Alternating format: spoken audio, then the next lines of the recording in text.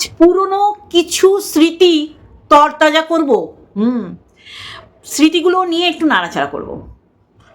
ক্যাতাকুরানি বলছে না যে প্রতিবার বাড়লে ঝড়ে ভেঙে পড়বে।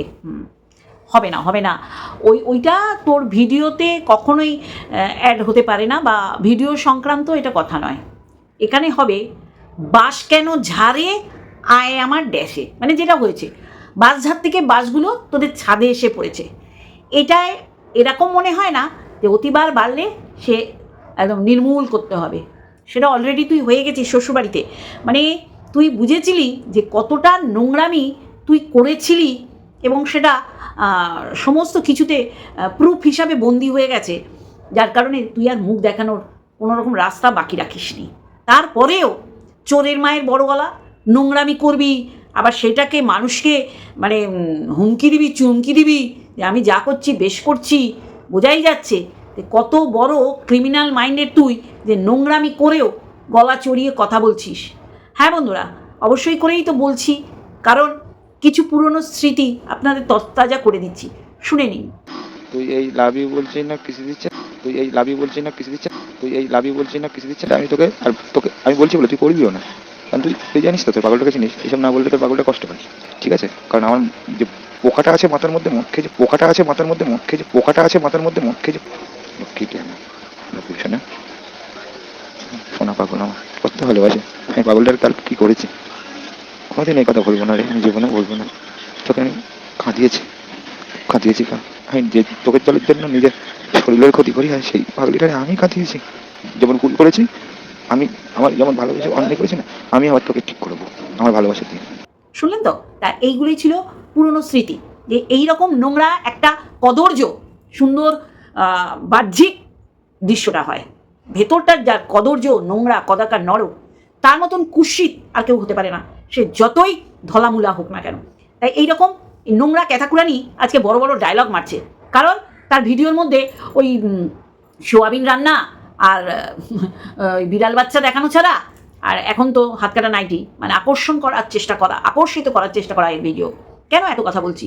প্রচুর কথা বলবো, তার আগে ইন্ট্রো। হ্যালো বন্ধুরা, কেমন আছো? আশা করি তোমরা ভালো এবং সুস্থ আছো, আমিও বেশ ভালো আছি। তাহলে এইরকম একটা নিস্তেজ, প্রাণবন্ত নয়, প্রাণহীন একটা ব্লগ মানুষের ভালো লাগে, তাই সে কন্ট্রোভার্সি ছুড়ে দিচ্ছে।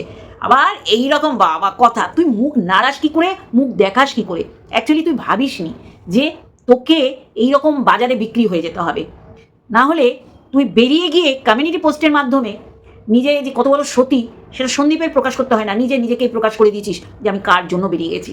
শুধু তাই নয়, এই যে আজকে এই যে অনেকেই প্রশ্ন করছো ছেলে কবে আসবে, সেখানে তোর কোনো উত্তর তো নেই, কোনো লাভ রিয়াক্ট দিচ্ছিস না, কারণ তুইও কনফিউজ যে সত্যি কি বাচ্চা আমার কাছে আসতে পারে। যুক্তিযুক্ত দিয়ে বিচার করে তুই বল, বাচ্চা কি তোর কাছে যেতে পারে কি? যেখানে বাবা ভালো করে মা বাবা দুজনের পারভারিশ একসাথে দিতে পারছে। আগে আমরা এটাই জানতাম, মা না থাকলে সেই সন্তানের মতন দুর্ভোগ আর কিছুই হতে পারে না। সন্দীপ সেটা ভুল প্রমাণিত করছে। একাধারে মা একাধারে বাবা, দুটো রোল প্লে করছে সন্দীপ। খাইয়েও তাকে দিচ্ছে, গুছিয়েও তাকে দেয়, স্নান করিয়েও দেয়, খেলে তার সাথে, সমস্ত কিছু। সারাদিন যে ঘন্টা কৃষাণু ঘুমায় আর বাকি যে ঘন্টা সে জেগে থাকে, এবং স্কুল ছাড়া তিনজনে মিলে কৃষাণুর সাথে সময় কাটায়। আজকে তার ব্লগে কিছু দেখানো নেই, কারণ যা কিছু করছে ও ধরা খেয়ে যাচ্ছে। সন্দীপকে চুল্লুখোর, হ্যাঁ সন্দীপকে ও চুল্লুখোর বলেছে, এবং দালাল রেখেছে বলার জন্য যে চুল্লুখোর। তা আমি একটু করে শোনাবো যে কি বলেছে। নিজে বলেছে ল্যাটাদীপ্ত যে আমি মদ খেয়েছিলাম, জানিস তো আমি মদ খেয়েছিলাম, তুই আই লাভ ইউ আর কিস এটা দিবি না। মানে আমি সমস্তটাই তুলে ধরবো কতটা নোংরা মেন্টালিটির মেয়ে ছেলে, স্বামী সন্তানের ঘর করতে করতেও সে এরকম নোংরামি করেছে। আজকে বড় গলায় সে ফ্ল্যাট কিনেছি, নিজের বাড়িতে যাচ্ছি, তাও যদি ভাড়া বাড়ি না হতো। দেখো পরবর্তীকালে কিনতেই পারবে এই ক্ষমতা, কারণ সে একটা ইউটিউবার, ভিউজ হচ্ছে, ইনকাম হচ্ছে।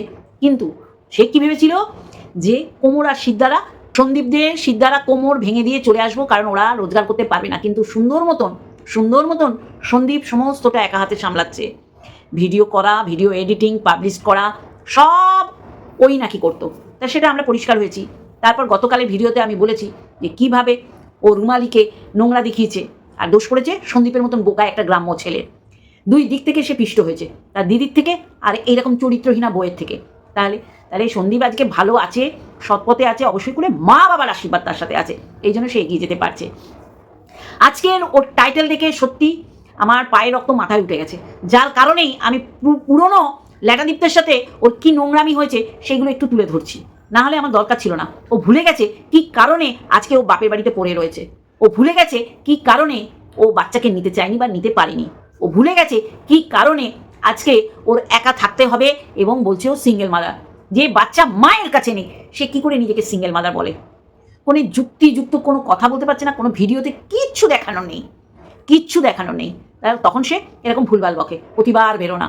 অতিবার কে বেড়েছে যে আজকে সুন্দর গোছানো একটা 5 বছরের শ্বশুরবাড়ির সংসার ফেলে তাকে বেরিয়ে যেতে হয়েছে নোংরামি করবে বলে? এমন না যে ও নোংরামি করছে না, আমরা, তাই না, আমরা পরিকল্পিতভাবে ও নোংরা সেটা দেখাচ্ছি, সেটা না। ও নোংরামি করেছে সেই সমস্ত নতুন করে তুলে ধরে ওর এই ক্যারেক্টার যে কতটা মানে কি বলবো নোংরা একটা ক্যারেক্টারলেস মহিলা, সেটা পুনরায় আমি তুলে ধরবো। যে ও ওই বাড়িতে যখন ছিল তখন তার শাশুড়ি সম্পর্কে সে কী বলেছিল, আর এখনই বা তার শাশুড়ির সম্পর্কে মানুষের কাছে কী রটানোর চেষ্টা করছে লাক্ষর দালালকে দিয়ে। সেই সময় বলেছিল যে আমার শাশুড়ি তার মেয়ে আর ছেলের সংসার কখনো ভাঙবে না, আর আজকে সেই শাশুড়িই নাকি তার সংসার ভেঙেছে, এই কারণেই নাকি সে বেরিয়ে গেছে। কিরম অবাক লাগে না, কিরম বাচ্চা সুলভ কথাবার্তা লাগে না? যার কারণে আমি এটা খুব চটজলদি এই ভিডিওটা দিতে বাধ্য হলাম। এখানে ল্যাটাদীপ্ত কত নোংরামি করেছে যে 5 বছর সংসার করেছে, সেখানে নাকি তাকে শুধু খাটানোই হতো। অ্যাকচুয়ালি এই সব পুরুষগুলো অন্যের বউ যখন ছিপে গাঁথে তখন এইরকম কথা বিক্রি করে তাদের আকর্ষণ করে। আর যদি সেই বউ যদি চরিত্রহীনা না হয় তাহলে এই ফাঁদে পা দেয় না। কচি খুকি না তো, বাচ্চার মা হয়ে গেছে, সে বুঝবে কোনটা তার জন্য ঠিক কোনটা ভুল। 5 বছরের সংসার তার এখন বানের জলে ভেসে চলে গেছে। সে এখন কি করছে? সে এখন ওই সোয়াবিন যেটা ওর বারণ সেই খাচ্ছে, সমস্ত কিছু যেগুলো শ্বশুরবাড়িতেও বলে এসছে যে এইগুলোতে আমার অ্যালার্জি হয়, এগুলো খেলে আমার ক্ষতি হয়, সেইগুলোই সে গান্ডে পিণ্ডে বাপের বাড়িতে খাচ্ছে। তখন তার অ্যালার্জি হচ্ছে না। তাহলে পরিকল্পিতভাবে সে শ্বশুরবাড়িকে সবসময় চাপে রাখতো। মনে করবে না খুব সহজ সরল মেয়ে, সারাদিন শাশুড়ি কিন্তু খুন্তি নাড়াচ্ছে, কেটে বেটে মাঝে মধ্যে দিত, আর সারাক্ষণ সে বলতো আমি ভিডিও করছি। তাহলে প্রাণবন্ত ভিডিও শুধু ও একা করলে হতো না, পরিবারের প্রত্যেকটা সদস্য সেখানে ছিল।